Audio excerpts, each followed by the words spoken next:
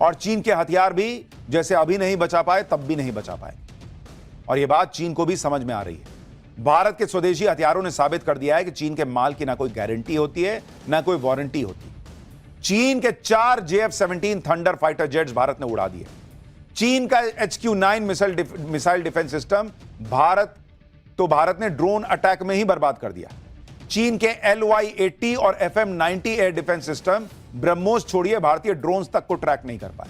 और चीन के जो ड्रोन्स पाकिस्तान ने भारत की तरफ भेजे उनमें से एक भी सही सलामत नहीं बचा। चीन ने पाकिस्तान को जो PL-15E मिसाइलें दी थी उनको तो भारत ने हवा में ही मारकर पुर्जा बिखेर दिया। मतलब ऑपरेशन सिंदूर में मेड इन इंडिया हथियारों की काबिलियत का डंका बजा, पाकिस्तान के मेड इन चाइना हथियारों की बैंड बजी, जिसको लेकर चीन को जवाब देते नहीं बन रहा। चीन अलबलाया हुआ है भाई, उसकी दुनिया भर में बेइज्जती हो रही है कि तुम्हारा माल नहीं चलता था, समझ में आता था, तुम्हारा हथियार भी नहीं चल रहा है यार। क्या फर्जी देश है चीन। चीनी रक्षा मंत्रालय के प्रवक्ता कर्नल झांग से जब पत्रकारों ने पूछा कि भारत ने तो चीन की PL-15E मिसाइलों को हवा में बिखेर दिया, तो चीन के प्रवक्ता की सिट्टी पिट्टी गुम हो गई।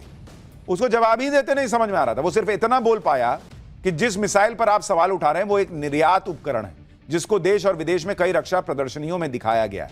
यानी चीन कह रहा है कि उसकी जिस मिसाइल को भारत ने मार गिराया उसने कई डिफेंस प्रदर्शनियों में अपनी ताकत दिखाई, लेकिन युद्ध के मैदान में भारत ने उसकी मिसाइल की धज्जियां उड़ा दी और चीन के हथियारों की पोल खुल गई। इसलिए अब चीन मुंह नहीं खोल पा रहा है।